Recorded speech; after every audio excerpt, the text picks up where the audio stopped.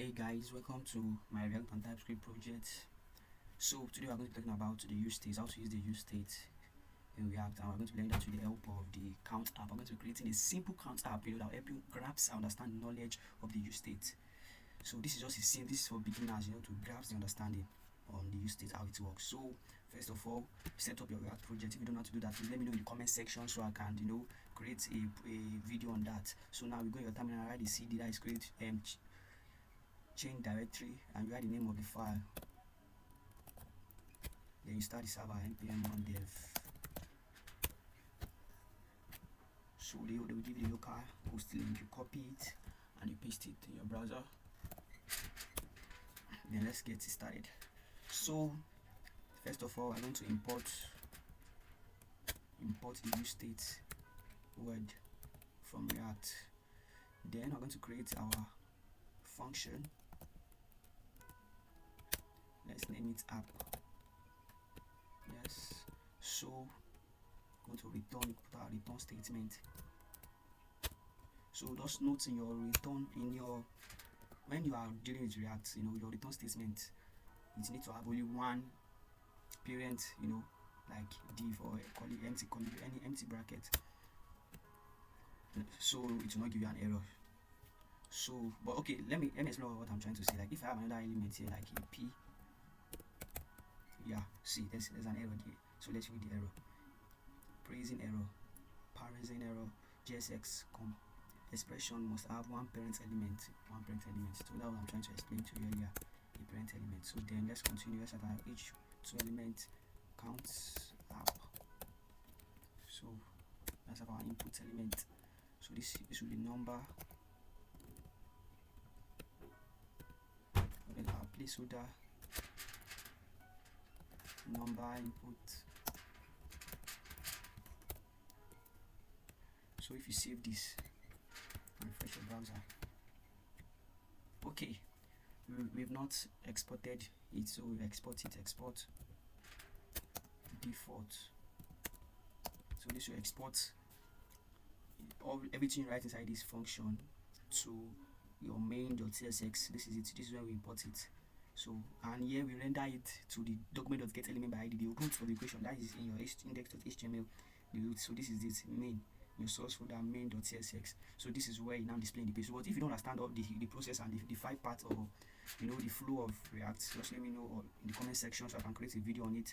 So you need to understand this, is very important. So let's move on. So now let's create our useState element. It takes 2 parameters. One, what you are working with, and the second, you set the count. Yeah, one, your count or any other name that you want to put it, and the other, the set of the name. So that's it. So it will be equals to the useState. So just note that this is your useState is like it's for when something changes, as something change, anything that changes that is not static in your web page or in your project. That's what we use state. So this is the thing, and this set changed it. Like if you have a new one, the set will change it, and update it to update the count. Yeah, that's the work of the state. So now we want to give an initial value of 0. Yeah, so let's save it.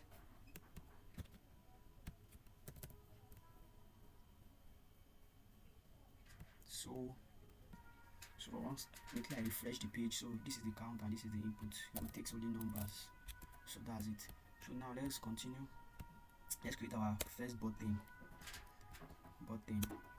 So let's just add number. So this button is going to use to add number in the input to the to the to-do. Let's create a paragraph p element for that. So this is our count, so our number. So it's going to be at 0 always because I set this our use state as 0. This is the initial value. So, and if you hover over this, you see that this is a number already. So React already set this to a number. Hover over it. Yeah, you see that this is a number. But sometimes it's best for you to just give it the type of this thing, the parameter, so someone can just come and change it now. So that's the real reason why we use React for type checking. So now if I put another number here like 5, it's like 6, our initial will change to 6. So this is our initial value. So this bracket here is what we want our initial value to be. So let's be 0 for now. So let's move on. Let's create our increase and decrease buttons. So let's create another function for that.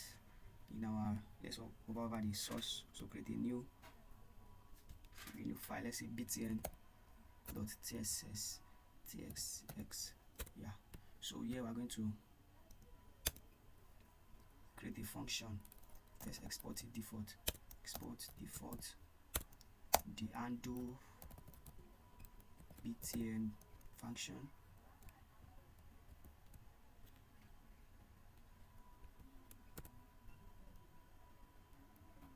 Sorry for that. That was awkward.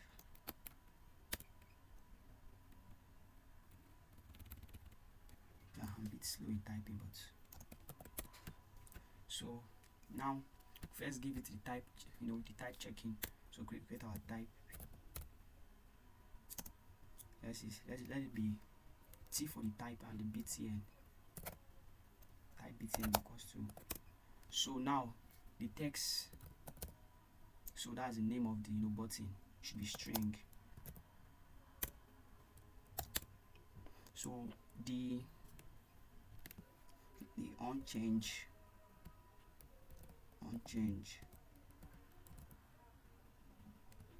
that is the unchange function to be equals to this function, then void. Sorry, so this should be onClick. Yeah, our onClick function, and this should be label. I think, yeah, label is not better than text. So just be good with your naming convention, and you are good to go in React. So now let's import them. This will be,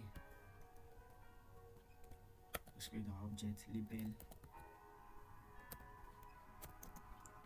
onClick. Yeah, onClick.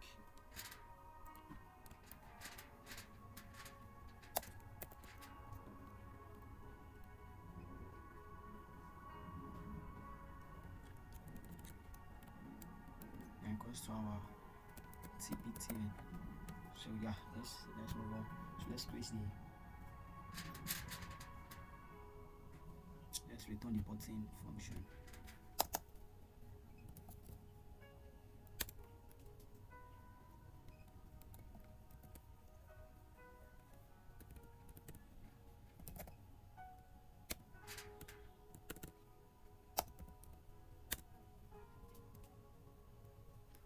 So on our onClick,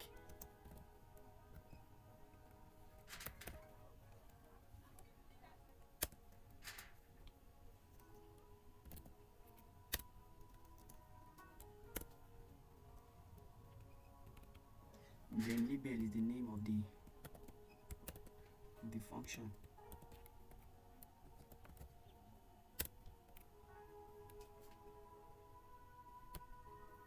So yeah, we are good to go. Label, yeah, there's a mistake in my spelling. Label. So now let's go back and create our buttons. So first of all, we have to import the button from React.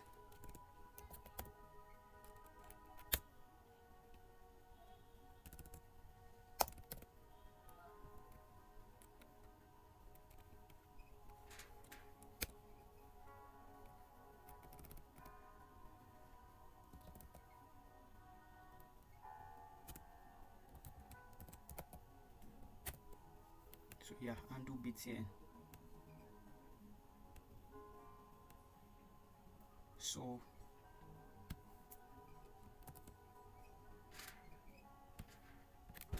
So let's write our undo button function. So let's give it the parameters, the label. As if this is a spell right. Label, okay. Yeah, label to be equals to. It should be for our increment. Our increment button.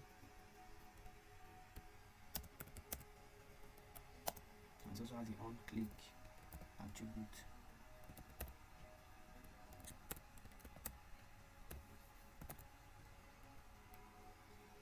The onClick will be equals to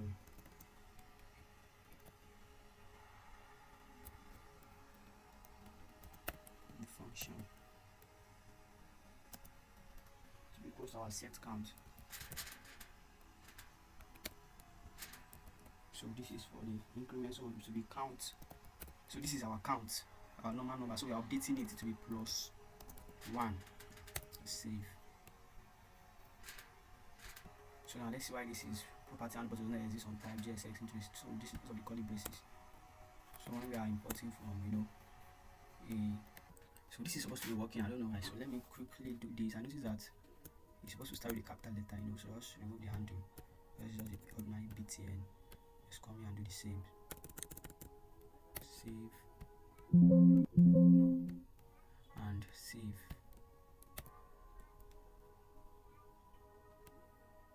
This is supposed to be a string. Save. Yeah. So once you click on the increment button, it increases the count. So let's copy this, and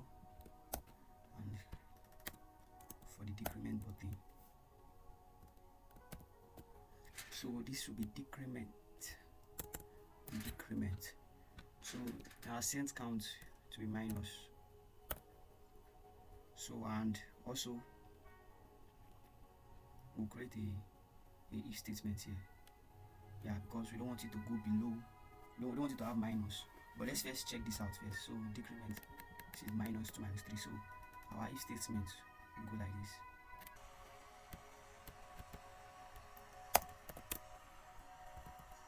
So for our if statement, if count is greater than 0,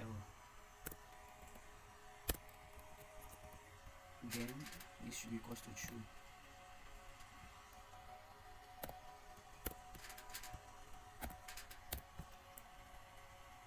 So yeah, but you can't, if you click on it, cannot go down below this, but if you increase it here and try to decrement it, yes, so it's exactly. So now let's work on the input. So everything we type here we display. Once we press this add button to display in to be equal to this. So to create another this add button, so instead of us to use this, I'm going to use the same logic here.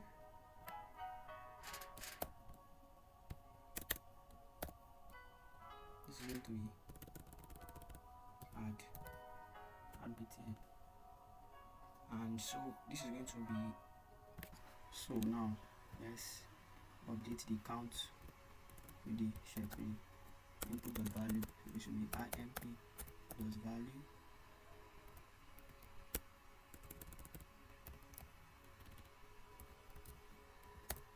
So yeah, let me check if it's really working.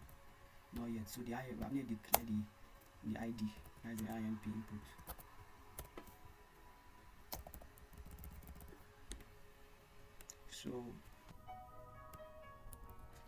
So this is it. It is added. Can increase it to this area. So this is all for today. Adding one, decreasing it. So this is all for today. So it's all about use state. It's all about use state. We'll see in our next class.